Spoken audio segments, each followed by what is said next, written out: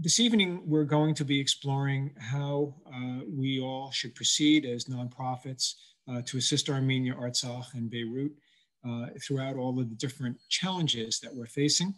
I would have loved to, and we all would have loved to hear from every NGO participating in the relief efforts, but due to the shortage of time, there just won't be enough time. So I want to thank every NGO that's out there, and some of you are listening tonight.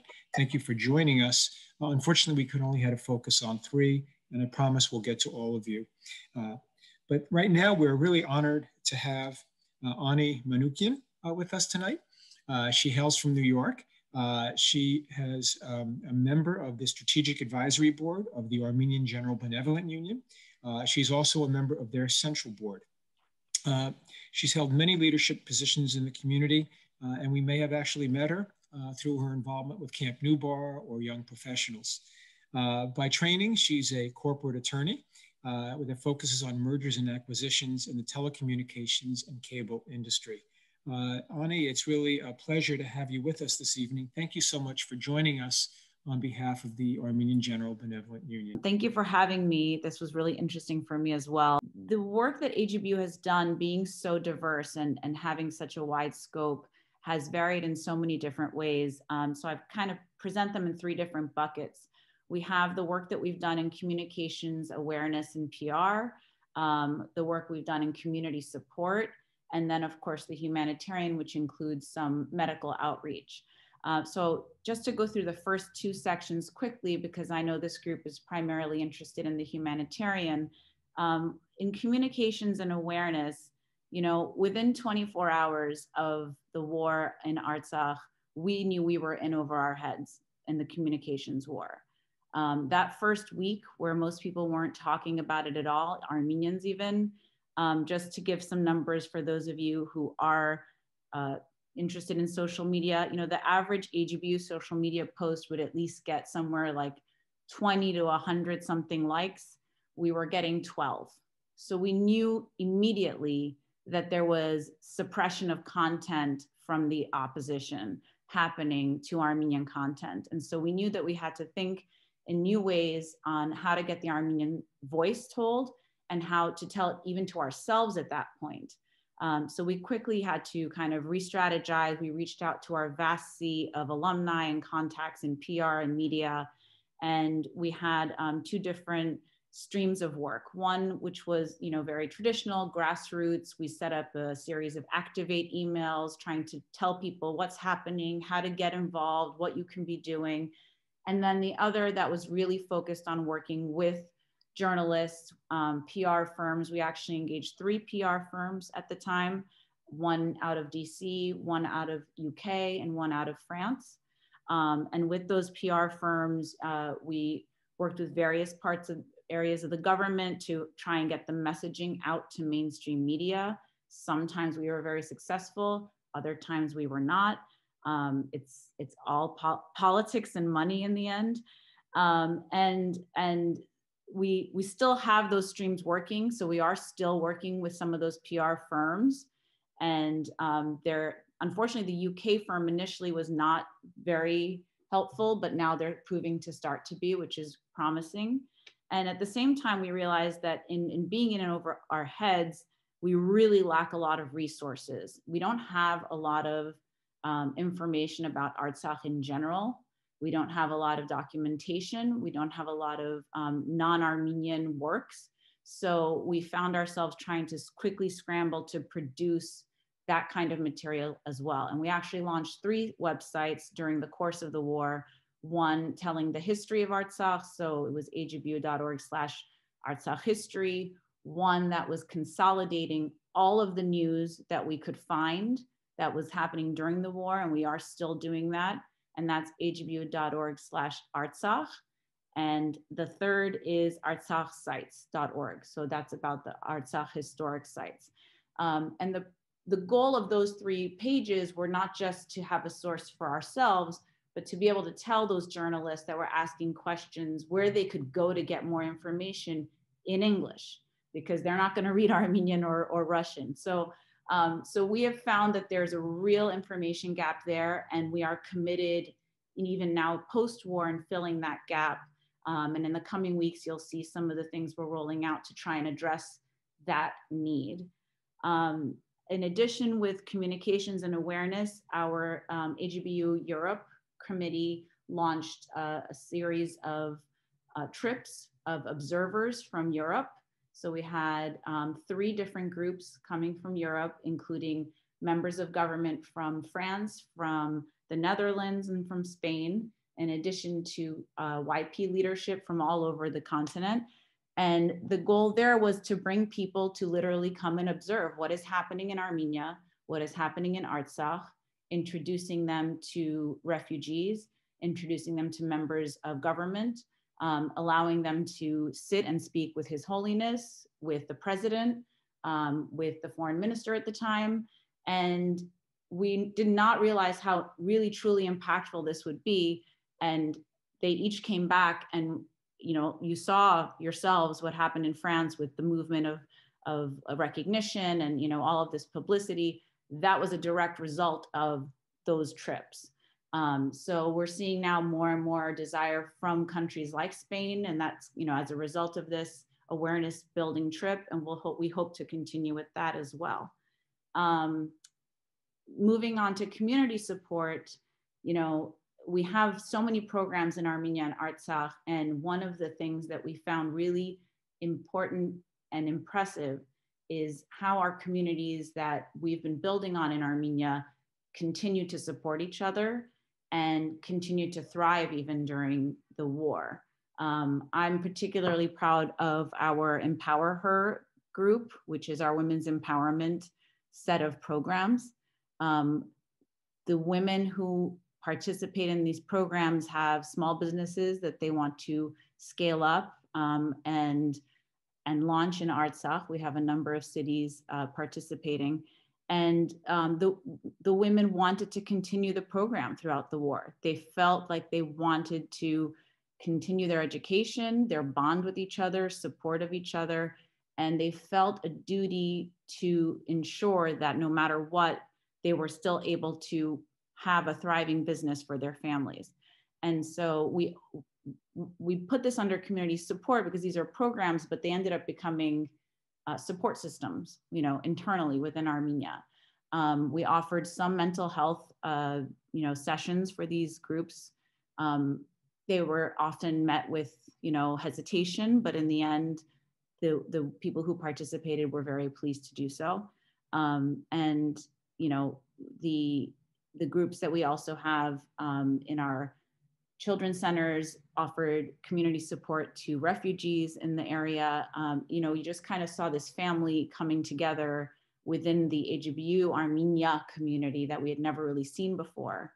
Outside of Armenia, we of course always have our community support with our chapters and our YPs, but the 2 areas that I really wanted to just mention here for the YPs, they really found it very important to elevate the conversation about Artsakh and educate themselves. And what we saw was them coming together to support each other and create forums to have really difficult conversations. Why Artsakh? What's happening? Why is it happening? Did we do something wrong?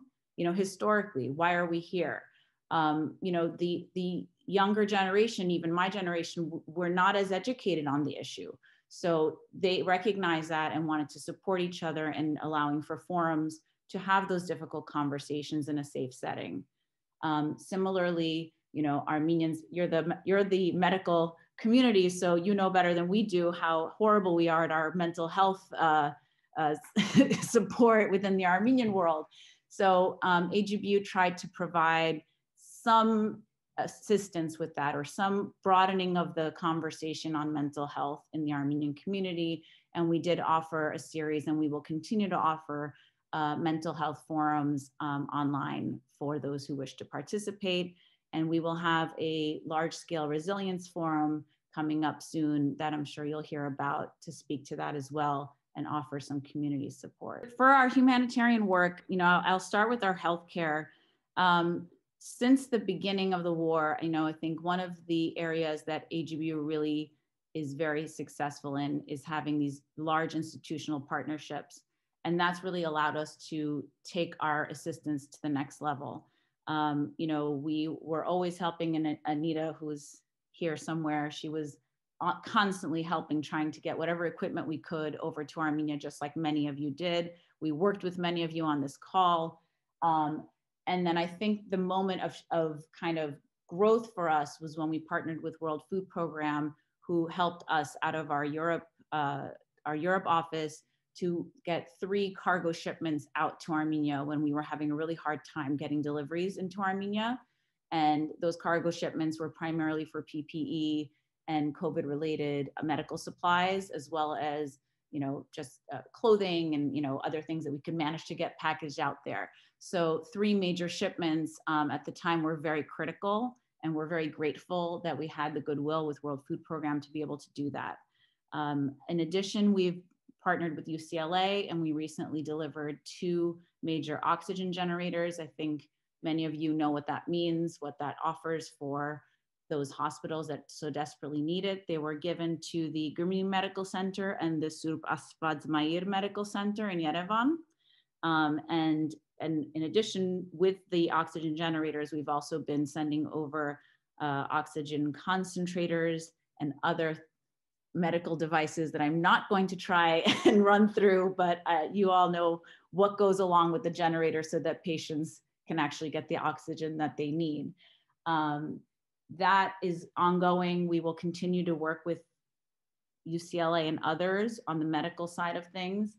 Our work that we are managing directly from AGBU, we've tried to separate into immediate need, midterm, and long-term. I can speak today to the immediate need. We all know that people are in desperate need of the basics right now. They, you know, we've kind of gone back in time. They need heat, they need food, they need security, they need comfort. And so AGBU has been trying to offer that wherever we can. We've attempted to do that in a way that makes sense both for us and our ability to deliver, and in a way that makes sense for the other groups around us, including some who we worked with in the diaspora, others who we hope to work with in the diaspora. We have 2 different approaches, one in country, so in Armenia, and one in Artsakh. So in Armenia, we are partnering with funding partners like the French government, EU, Armenia Fund France even, and delivering sustenance to families in 2 regions of Armenia, in Gerargunik and in Vayotzor. And we are basically taking on feeding all of those families, and to the extent that we have donations that want to be delivered in those regions, doing that and trying to focus just on 1 or 2 regions, as opposed to spreading ourselves throughout the country and not necessarily serving any one community wholly. In Artsakh right now, we are focused on the families who fled to from Shushi out, and who are now in Stepanakert. And that designation is something that came from the Artsakh government. You know, they asked the various NGOs, you know, please take care of the families from this location, that location, that location. So AGBU has agreed to take care of the families from Shushi who are in Stepanakert right now. And we are providing for them heaters, blankets, food packages, et cetera, et cetera. And this is just the short term to get us through the winter. And we have committed ourselves to assist with those individuals at the current moment. I think that kind of gives me the general lay of the land of what we're busy doing right now. In Beirut, you know, we have a really great committee there who have taken all of the amazing fundraising that have been done, and they have managed to house, I think, rebuild at this point 400 different homes. They're continuing with their food boxes.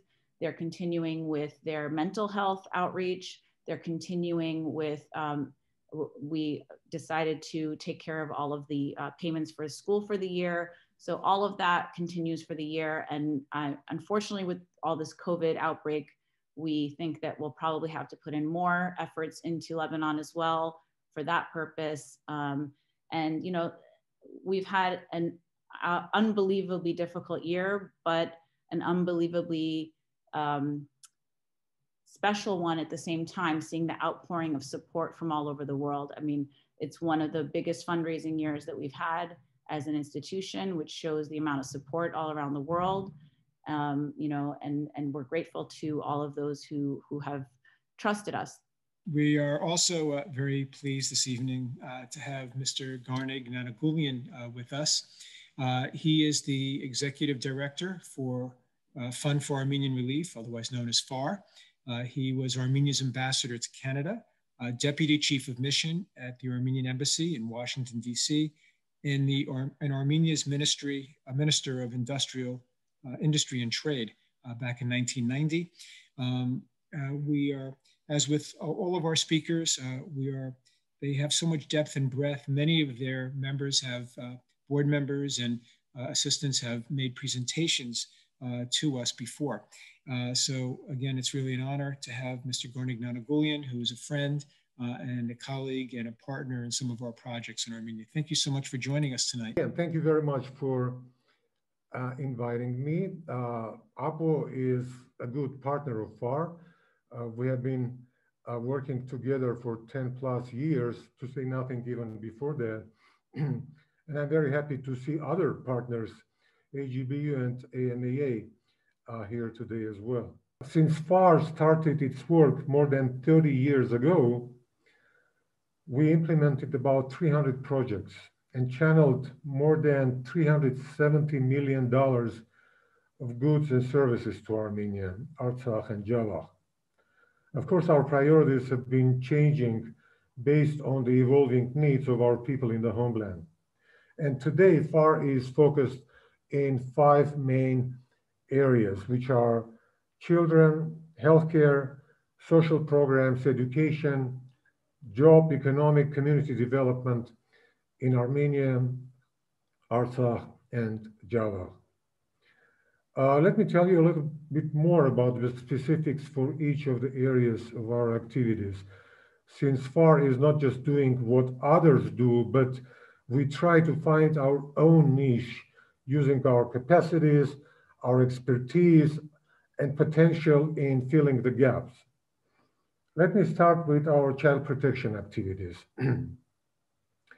While catering to the most vulnerable children, for example, we focus on providing 724 shelter to children at the highest levels of risk of abuse, neglect, trafficking. Many of you might have heard about FAR's Children's Center. That is the safe haven for the most vulnerable children in Armenia and even beyond Armenia. FAR is one of the most vocal advocates for nationwide child protection policies that support the best interest of children. And as a matter of fact, many of the laws on child protection have been developed under a strong guidance and support from the Fund for Armenian Relief people. We provide direct relief to institutionalized orphans, as well as those under guardianship care. We run special programs for children with physical, learning, and mental disabilities. For all of this, we have either in-house professional capacities, as well as we enroll expertise from specialists, including international experts. And again, whenever it works well.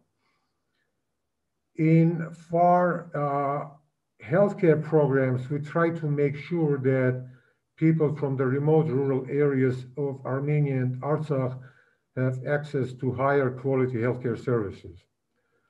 FAR is licensed by the Ministry of Health to implement continuing medical education for doctors and nurses in rural Armenia and Artsakh. And as I said, the CME for Artsakh, we do under the guidance and financial support from AAHPO. We run multiple projects to combat child malnutrition at early ages in rural Armenia. And again, as I said, I'm grateful to one of the AAHPO's board members, Dr. Kim Hakimian, whose support was instrumental from the very beginning. We support infrastructure improvement of rural medical clinics in Armenia. all across Armenia, we organize public education on healthy lifestyle, proper child care, with a special attention to younger mothers. Actually, we do much more in healthcare. FAR was extremely active in supporting doctors in rural areas in the course of COVID-19. We have been coordinating many efforts in supporting wounded heroes of the last Azeri aggression. I think the entire medical community of the Armenian diaspora in the world would recognize the names of Dr. Hambar Simonian, who is FAR Healthcare Program Coordinator, as well as one of his mentors and our advisors, Dr. Georg Yargian. And as I said earlier, Dr. Richard Babayan from Boston, one of our directors, is overseeing our activities in that field. In our social programs, we work for the most underprivileged people, supporting them to have dignified lives. For example, we fully run Banazor Old Age Home, which provides safe haven to more than 60 elderly people, and today to more than 25 of Artsakh elderly people who would otherwise be in the streets. We also run 5 soup kitchens in Yerevan, Gyumri, Durehavan, Nurhacan, and Beirut, serving full meals 5 days a week to more than 500 elderly people. And again, today these doors are open to many of the people from Artsakh. FAR provides direct assistance to children and single mothers to meet their critical needs. And as I said earlier, we supported dignified growth and adulthood of children with special needs. In our program supporting education, we all, we run, for example, scholarship and civic education programs. At any given time, we have more than 450 students sponsored by FAR. 450 young, talented people from poor families are given opportunity to have better lives. And they use this opportunity very effectively as a rule. The civic education programs are built on a series of conversations or civic activities that engage and involve our student beneficiaries, as we want them not only to become good professionals, but also be active and contributing citizens. By the way, one of the conversations we are having today with them, for example, is around this topic. Vaccines are gradually becoming available, and we can see the light at the end of the tunnel. However, if we're trying to get back to old normal with just a help of a vaccine without exploring our souls, then we might get back to where we were again. We need to rethink many aspects of our so-called old normal, since it is that old normal that led us to where we are today. These are interesting discussions that we have. One of our other unique projects in education deals with older orphans' vocational training. These are young orphans who reached 18 years of age and are out of the traditional state-run support. Another vocational project which we organize on the premises of the well-known Parakar Special School is the vocational training for children with disabilities. We do multiple projects on school infrastructure improvements, access to after-school programs, mostly in markets like Tavush, Aragatotan, and Gerarkuni. We support upgrading curriculum of local universities in Armenia, linking them with US universities. And also we support developing linkages between young researchers in Armenia with leading experts in their relevant fields in the US. In our project in community and economic development, one of the projects, we actually develop a labor force of IT industry of Armenia and Karabakh. You might have heard of FAR's famous GTech company. That is the one that trains young people all across Armenia, helping them to land a decent job, stay and pray at home rather than look for opportunities on other shores.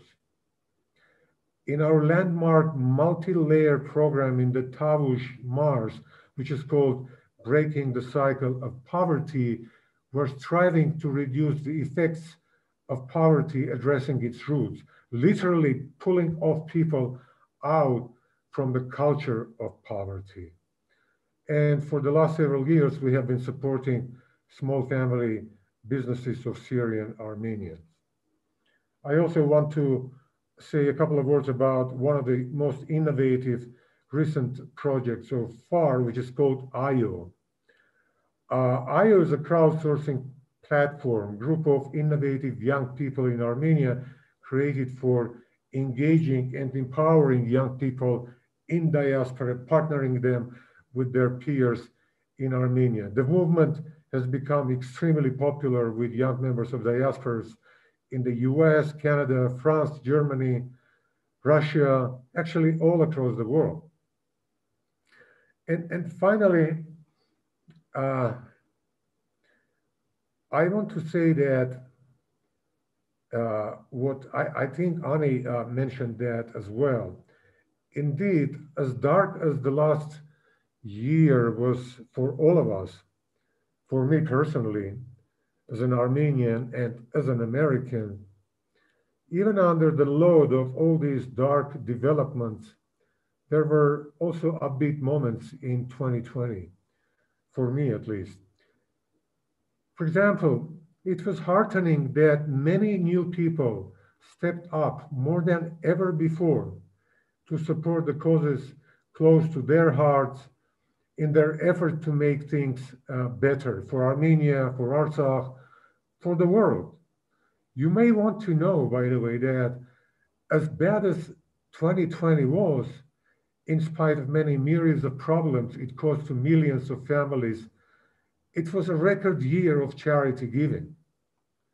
And thanks to these things, many charities, including FAR, we can now double our efforts in supporting Artsakh refugees in Armenia. Mr. Nalgolian, we really much enjoyed your conversation. And I know Mr. Kanjan has a lot of thoughts. For those that you don't know, we all know him, but he's an executive director and CEO of the Armenian Missionary Association, the AMAA, which is the missionary arm of the Armenian Evangelical Church worldwide. Unbeknownst to me earlier, he's an author and also an honorary member of the Writers Union of Armenia. And maybe if we have a moment, we'd love to hear about his book. We thank you so much for joining us. And we'd love to hear about the work of the AMAA, how you're proceeding with your relief efforts in Armenia and Artsakh.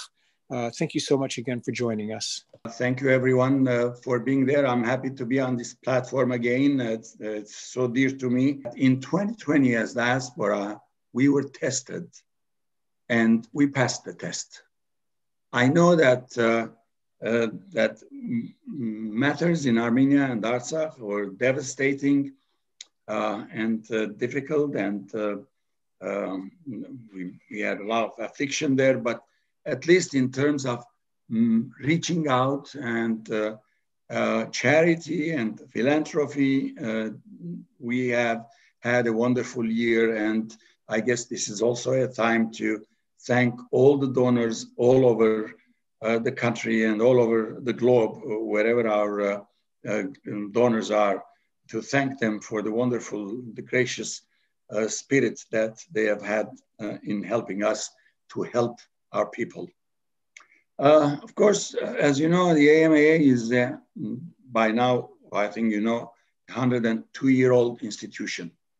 And before I get into today, let me very, very quickly state that, I mean, we have a vast field of services. I can divide them put them on 4 pillars: education, spiritual growth and spiritual service, our churches, youth services, and humanitarian service. Before I come back to today, I'd like to quote a verse from scripture. We are hard pressed on every side, but not crushed, perplexed, but not in despair, persecuted, but not abandoned, struck down, but not destroyed. I mean, this is something very fitting for our situation in 2021. The 2020 was a year of unprecedented affliction, pain, and crisis everywhere. Not only, of course, Armenia and Artsakh, that was one of the last episodes, but it started in fall 2019 in the Near East, in Lebanon, the political, socio-economic, political crisis. Of course, before that, we had Syria for 10 years almost, 2011 until today it continues.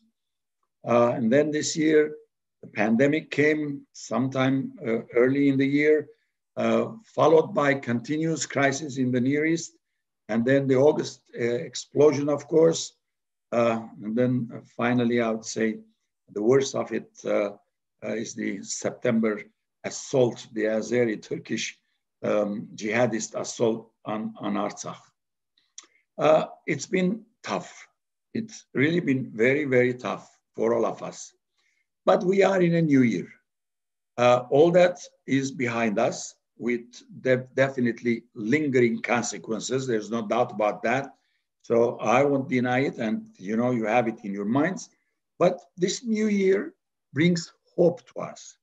And our faith as well teaches us that we have to renew our hopes, we have to build ourselves, we have to put ahead of us a road that requires resilience, steadfastness, self-confidence, and courage. These are all very, very important characteristics that we should arm ourselves in looking to the future. Now, one of the first lights at the end of the tunnel has already come, which is the pandemic. Hopefully, as we gradually move into 2020, we will leave gradually the pandemic behind us. That will give us a lot of flexibility to move and work harder. Although technology has been very helpful in 2020, making our operations run as close to completeness as possible. But I'm sure we all miss our homeland, and we want to be there and certainly reach out even physically after reaching out in other ways to be in Armenia itself. So with determination, faith, and goodwill, we should all move forward to build, rebuild, stand up once again, and show our national resilience. And we all know that we have seen worse timings and eras and incidents and happenings in our lives, in our national lives. And we know that we will leave this behind us as well and move forward. Now,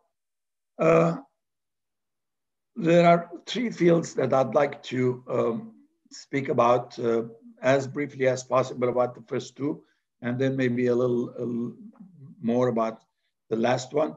The first one is spiritual mission. The second one is awareness. And the third one is humanitarian services and relief. One more point before I get into that, something that I think you all agree with me is something ugly that we've been seeing in our lives, in our national lives, wherever it is, whether it's in diaspora, but more so in Armenia and Artsakh, and that's the ugly bickering all around that we see and read on Facebook, on social media, on the streets, in front of loudspeakers, and in parliament or wherever it is. This is something that definitely should stop because if it doesn't stop, it's going to destroy us. The second one is awareness. Ani touched on it, and I think the AGBU has done a great job there. Now our focus was somewhere else.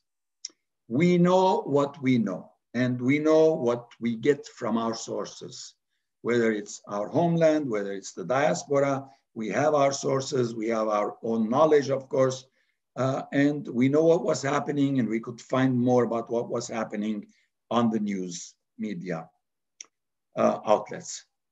But we sensed that in spite of being the first Armenian Christian nation, the first nation that accepted Christianity as the state religion, we sensed that the Christian West and Christian America was absent from the scene of what happened in September, October.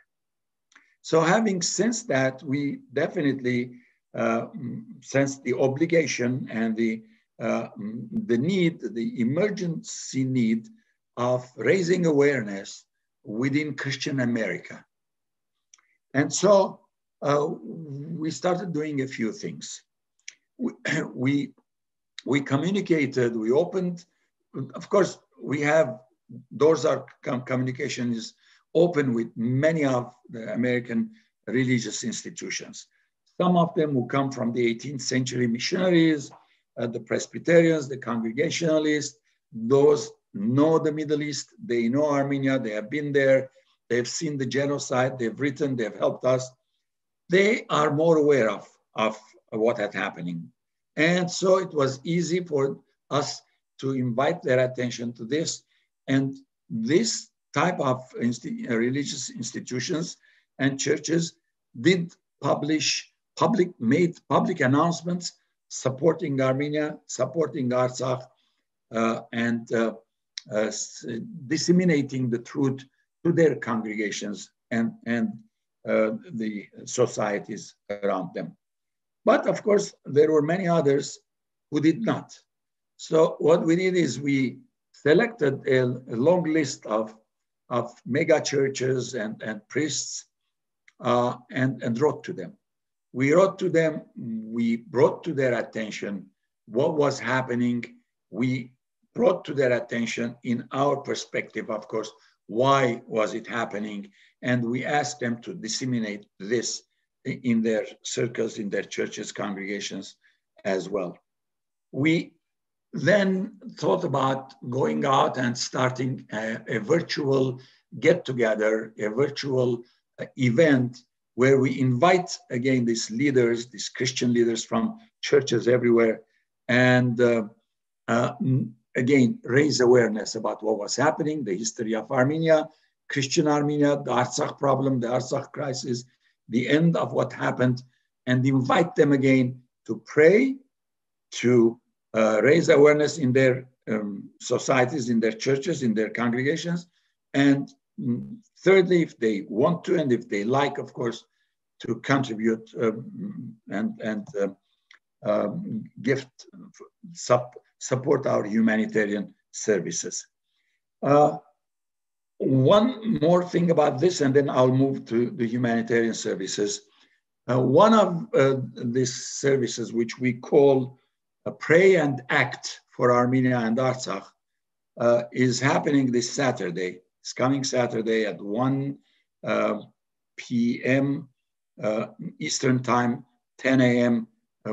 Pacific Time. An invitation is on our website, is ama.org website, or if you like, you can email ama.info@ama.org and get an invitation, because you need an invitation. Or if you think of someone who should participate in this, you can invite them to come by and join us for an hour of prayer, raising awareness, talking about the Armenia-Artsakh crisis, and of course, if people certainly like to contribute to our services, then they will have that opportunity as well. Humanitarian. Now, as I said at the beginning, we have many, many existing and recurring services. We have a huge budget that serves Armenia and Artsakh. Again, in the field of education, we have four kindergartens in Artsakh, a complete high school, a state-of-the-art high school in Yerevan, in an impoverished area of Malatya Sepastia in Yerevan, and that was planted there specifically to serve the poor population of that area. We have Shokh centers. Our Shokh centers are after-school schools, educational centers. We have 4 of them in Armenia, 3 in Artsakh. Unfortunately, we lost our service areas in Shushi and in Hatrut, of course, and that's very, very regretful.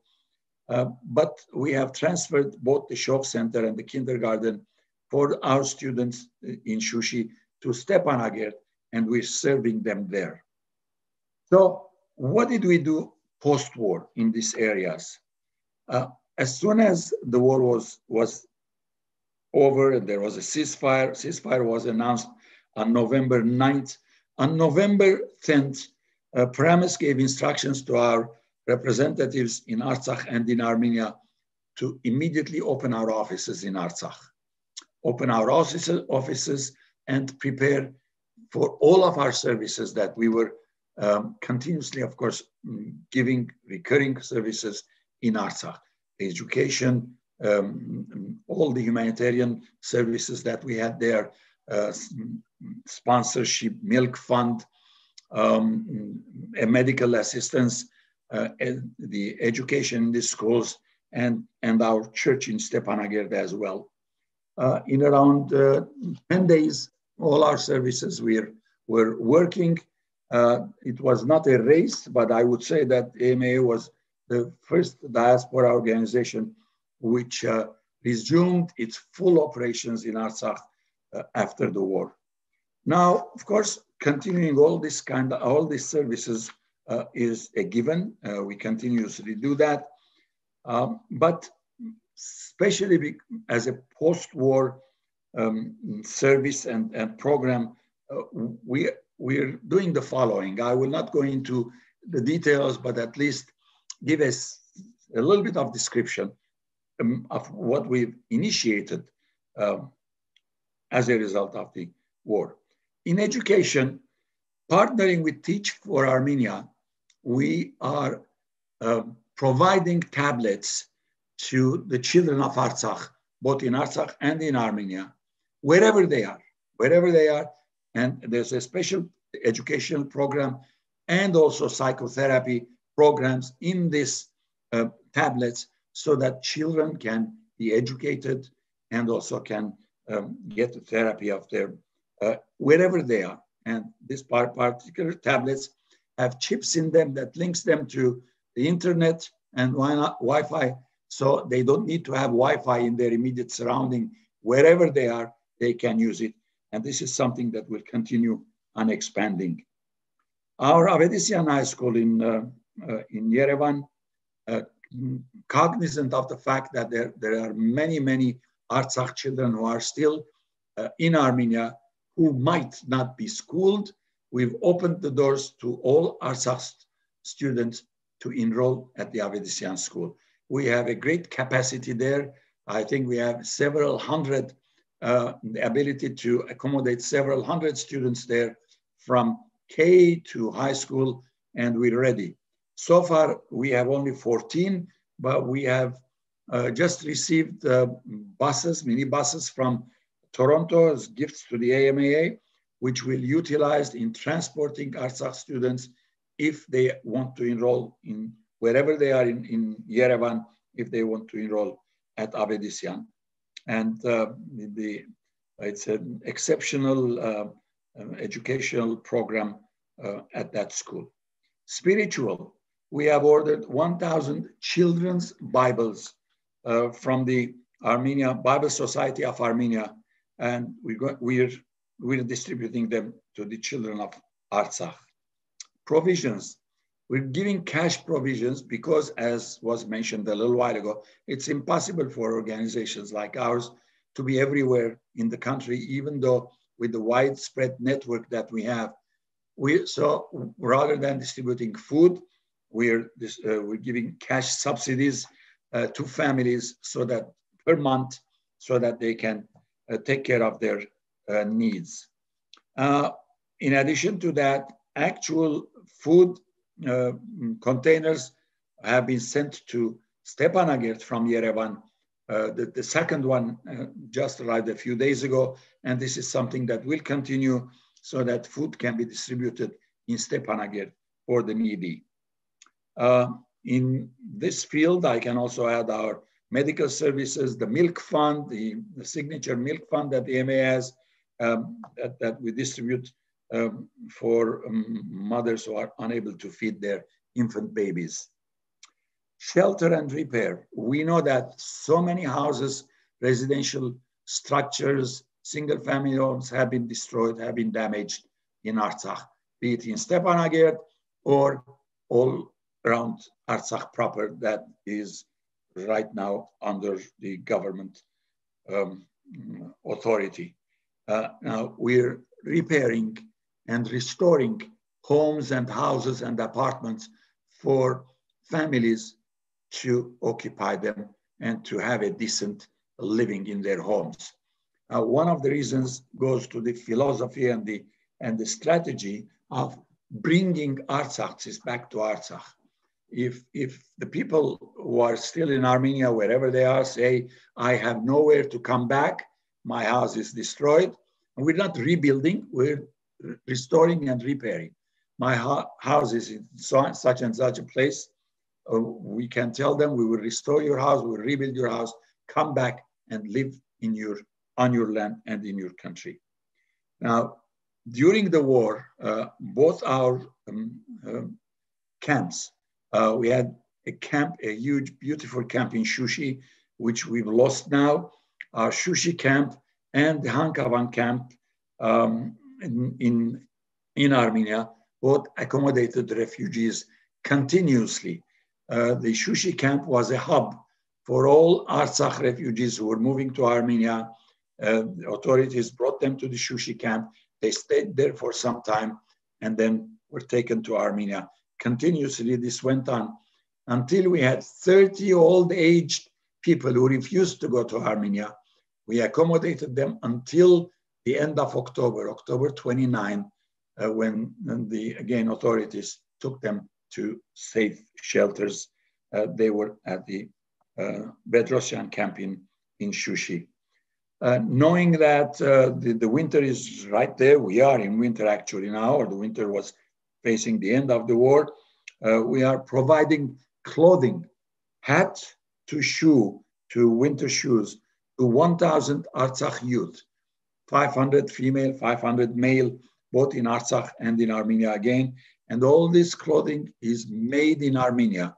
We contracted with a firm in Armenia so that the employees or the workforce can work in there, and Armenia can benefit from that. So that is is almost complete. And then finally, sponsorship. Again, one of our signature Starlight programs is sponsorship of children, which has been going on since 1988. Now we have made a special effort to sponsor children in Artsakh of families who have been, again, hurt because of the war. And we have already started a sponsorship program sponsoring those children. Now, in addition to that, we are ready to introduce another program of sponsoring families, Artsakh families. This will be a 2-year program. We're going to test it for 2 years, and hopefully, once they are on their feet, they graduate from the program. But again, we'll see what happens in the next 2 weeks.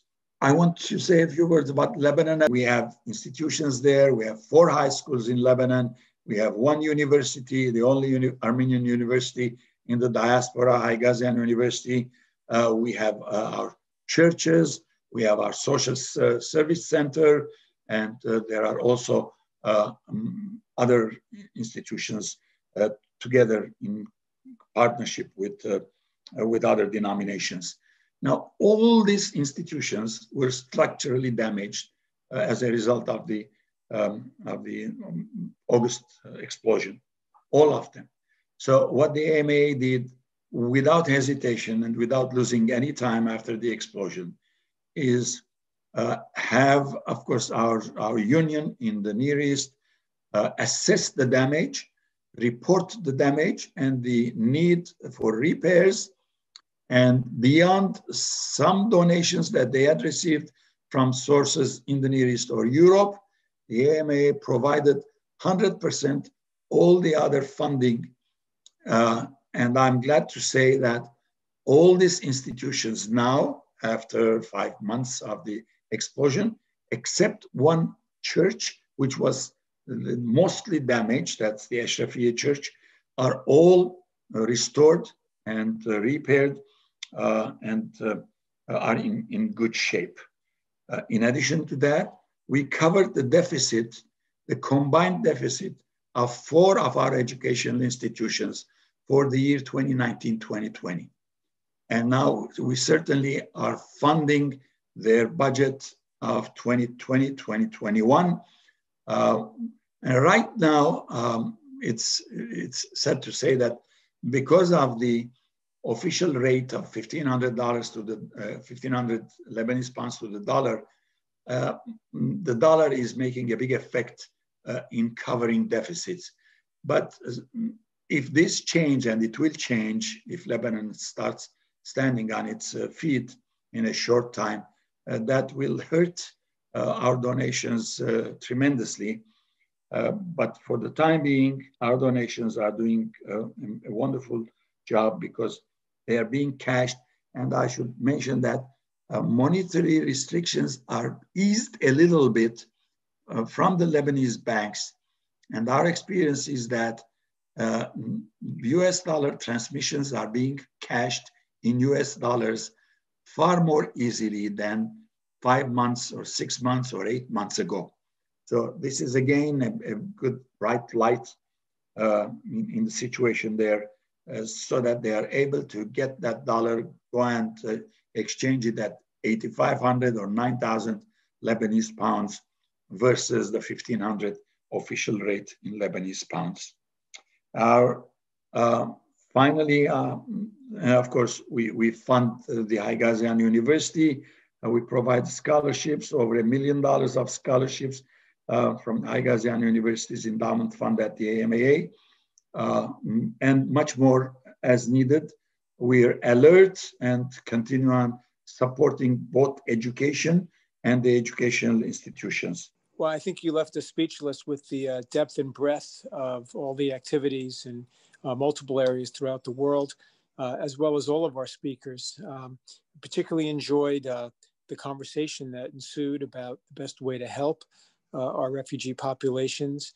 Appreciate the spirituality that was discussed and creating awareness amongst all of us and in the communities that surround us. Really was an enlightening conversation and inspiring to see this kind of leadership helping our community as we begin a new year with new hope. And we want to thank each of you. We want to thank Ani Manukian, Garnik Nanagolian, and of course, Avin Kanjan. You're all awesome. Your organizations are impressive. And thank you so very much for everything that you do.